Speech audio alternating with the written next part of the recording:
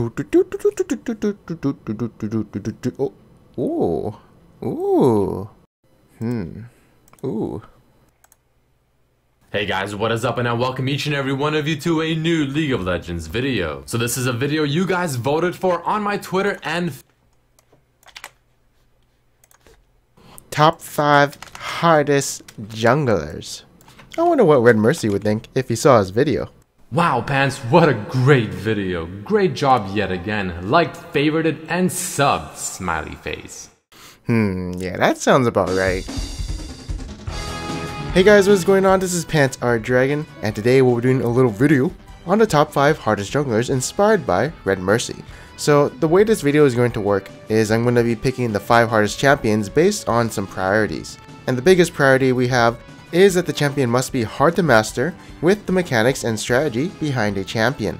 So what hard to master means is the knowledge of knowing what to do in a certain scenario. For instance, if a champion has a lot of combos, you need to know which combo to use in certain scenarios. That's why a champion like Warwick is considered very easy to master, since playing as him is so linear, aka straightforward, while a champion like Azir is considered really hard to master as he's very dynamic, aka a lot of things he can possibly do. And the next priority we have is how hard the champion is to learn. This means playing your first game with the champion up until you understand how his abilities works and what you can do with it, and what the champion is capable of doing, while also successfully executing the combos. Someone that was really hard for me to learn, that's not a jungler, so we don't spoil this list, is Gangplank. It took me a while to understand how his barrel mechanic worked and how I could chain the barrels efficiently, but I'm not even a good Gangplank even after like 20 games. I'd say I need a little bit more games with him to fully understand how I can manipulate his barrels. The next priority we're going to take in is how good a champion main is compared to the average player.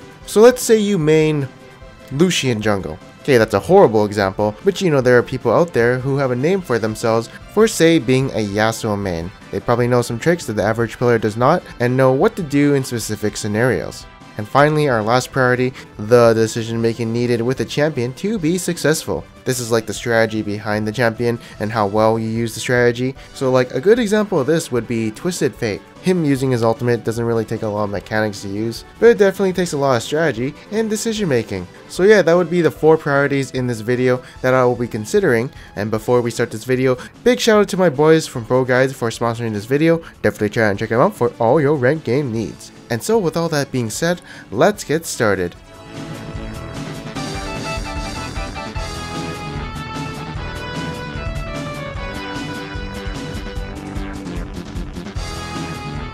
Alright, so first up at number 5 is gonna be Elise. So this champion is actually kinda hard to learn at first. She's a champion who has 8 abilities, and you gotta know how to use each one of them. And then you gotta know the cooldown between her spider form and human form, cause you'll be constantly switching forms. So a person who's been playing Elise for a while will know that, since, you know, Elise's cooldowns on her other form might be up again. A player playing her first might be like, shouldn't I just stay in spider form when I'm in melee? You know, that sort of thing. And the repel has many usages of it. It can be used to avoid spells, it can be used to gap close, it can be even used as an escape. And then for ganks, do you go in human form, do I start in spider form? The player playing her for like the first few times doesn't know that. But the answer to that is actually very situational on when she goes into ganks in spider form and when she goes into ganks into human form. And once you got, you know, those mechanics down, everything will start becoming more natural with her. Also, I forgot to mention this, but tanking with spiders in the jungle is kinda hard at first, since you gotta get used to the AI, but it teaches you a lot of the core mechanics of how the jungle works. And then finally, the item build is somewhat complicated. Do I build tank Elise? Do I build AP Elise? You know, I think AP Runic Echoes is the best, but I don't see a scenario where I would ever build Cinderhulk Elise unless I was like 0 and 5. Nevertheless, she's actually one of the hardest champions to play in the jungle, since she is really hard to learn at first, but there's no such thing as an Elise master. All Elises tend to be around the same level once they understand the champion. Alright, so next up is gonna be Nidalee. So she's quite hard to master and somewhat hard to learn, as she's kinda like Elise, having 8 abilities and 2 forms. Unlike Elise, she is reliant on her spears constantly landing, as her Cougar form plays around her Hunt passive. And she's also constantly shifting between forms. But Elise's spider mode is more of a melee form too. With Nidalee, she just uses her cooldowns and then switches back to human form. Even though I've played Nidalee a fair bit, I still screw up in certain situations with my skill combo. For instance, Nidalees who hit their spears and then switch to Cougar form won't immediately pounce if they're already in melee range, and will just wait until the enemy flashes away. I don't do this because, well, actually I've never thought of it till now, so maybe I'll start doing it. And there's probably a bunch of other things that good Nidalee players do that the average player doesn't. The next thing I want to talk about is decision making when going in as a Cougar. So in skirmishes you go in when you can kill someone, but in teamfights it gets a little bit more tricky. You gotta know when you can go in and not get blown up. Also, having the pressure of trying to land those spears on priority targets can be a little hard. And it's definitely something I struggle with Nidalee, because actually I just throw my spear and pray to God to hit someone. And then her level 1 jungle clear, where she has to set up traps and setting up some high speed clear. Me personally, I don't understand it, and I've seen other people do it, but for the average player, they'll probably just start Q and try and keep it simple, I think. But overall, learning her, it's kind of like Elise. Mastering her is much harder because, unlike Elise, Nidalee is more punishable when she misses her spears. Elise's Cocoon is only utility, so you're not losing any damage and you can still constantly deal damage with her. Of course, the Cocoon is an important spell to hit. It is not as important as Nidalee's spear. This is actually one of the reasons why I don't play her in ranked, because I feel that other players in my elo are way better at Nidalee than I would ever be. I would learn her because she's kind of meta right now, but I just can't do it, to be honest. Next up, we have Bitch Cat. So Rengar is the most, he's one of those champions I don't understand fully. Like, the combos are kind of hard to execute. There's that mid-air Ebola Tiamat combo, but usually when I do that, I spam my keyboard and actually tend to miss my roar on enemy champions, and actually use it way too soon. He's also got like 2 auto attack resets, and the Ebola is actually a pretty slow skill shot, so it can be hard to land. But that's not the only reason why I think Rengar is a hard champion to master. I think bush usage is a very hard mechanic to abuse and is a really good one to outplay enemies. Like, you ever see those Rengar mains in the top lane, hoppity hop in those bushes and just destroy the enemy laner? Hey, that can be useful for the jungle too, when you're like ganking in top lane or bottom lane. Now, one thing for sure that's really hard to do when playing Rengar is knowing his limits. So ever seen a Rengar throw a game by going in 1v5? That's probably the Rengar not knowing his limits. Like, myself, I don't know what I'm capable of. I don't know what I can do or can't do. I just press R, hope for the best, and usually it works out for the best. You see those deaths up there? Those were all moments where I went past my limits and got a little pooped on. But of course, you won't know your limits until you've tried everything with Rengar. And yeah, just having decision making with his ultimate has a lot of strategy behind it. Well, at least in early game, because if you do mess up your ultimate and do not get a kill, it is very punishing on Rengar and sets him back really far since his ultimate is on a very long cooldown. And Rengar who can't get kills when he's level 6 will be a very useless Rengar. But that's why you see Rengar main specifically for that reason, because they know how to get kills with Rengar. The next thing with Rengar is the build order can be really weird. Even the rune page can be really weird too. I've seen some Rengars take armor penetration, I've seen attack speed quints, I've seen all AD.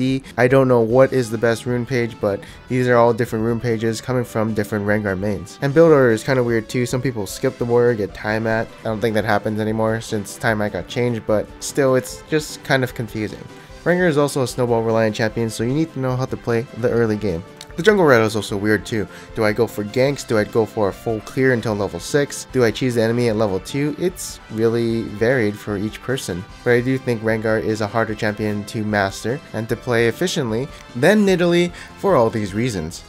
Next up, we have Shaco. You probably didn't see this one coming. Maybe you did. I don't really know. But Shaco is a champion that is fucking hard to understand. Like, first time you play as champion, alright, I know how to put boxes down on my first camp. Where do I go next? Do I go cheese the enemy? Do I go to my next buff? I'm literally like bronze 5 whenever I play this champion, and half the time I don't know what I'm doing with him. I can look at a guide and understand him a little bit more, but usually I can figure out a champion after like 3 or 4 games. This champion, well, I mean, he's been out since season 1 and I still can't figure him out. Like, you have to have a different mindset when you play this champion. He's not an ordinary champion at all. The itemization is kind of confusing. Yeah, we know AD is better, but he's also got AP ratios, so what's the better build? Obviously, it's probably AD. But like, every item seems really good on him.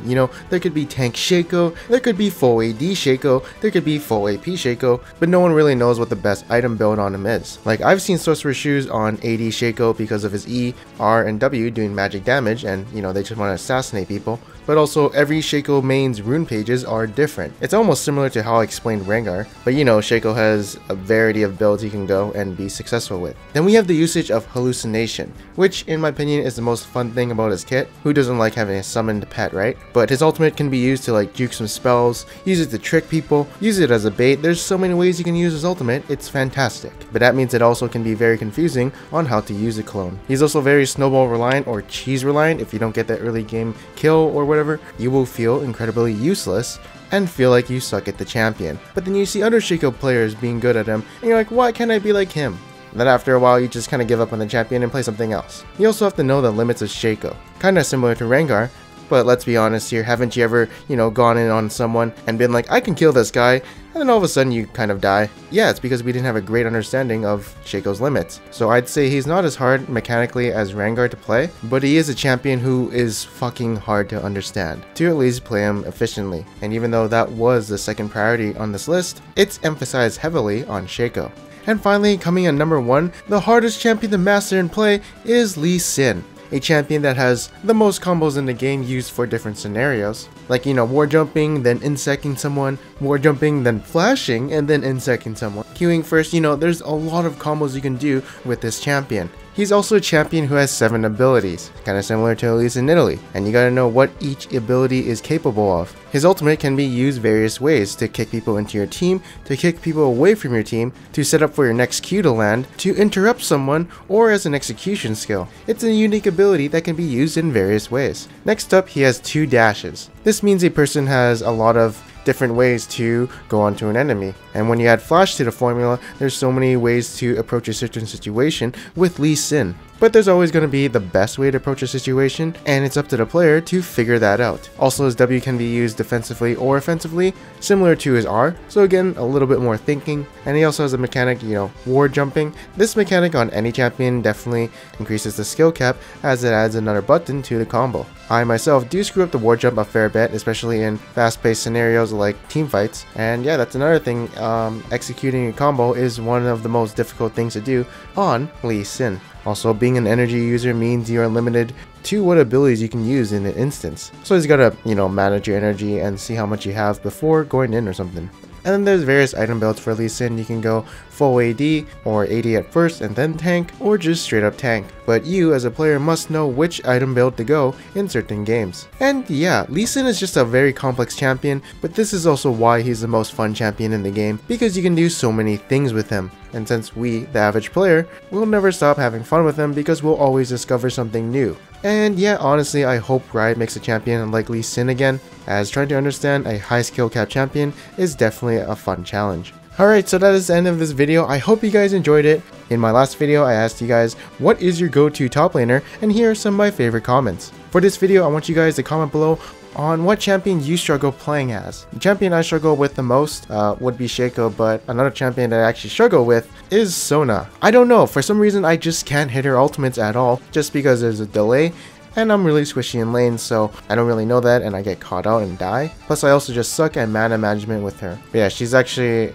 one of the odd champions to struggle with, since she's actually pretty easy to play. But I guess her playstyle doesn't really fit mine. But yeah, comment below on a champion that you struggle with. And if you did like this video, make sure to leave a like and to subscribe for future videos like this. And also if you want, you can subscribe to Pro Guides. And I am Pencil Dragon, and I'll see you guys next time.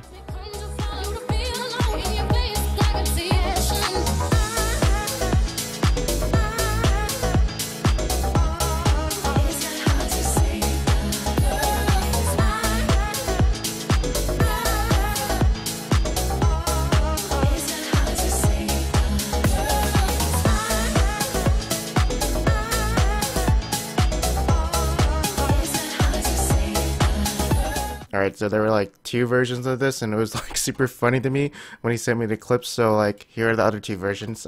Check it out. That's my first time. This is my first time looking at it, so check it out. I don't know what Red Mercy would think if he saw this video. Damn, Pants, back at it again with the white vans. Wow, Pants, what a great video. Great job yet again. 10 out of 10 would watch again. Smiley face. That's one out of 2 versions, but the first version was the best.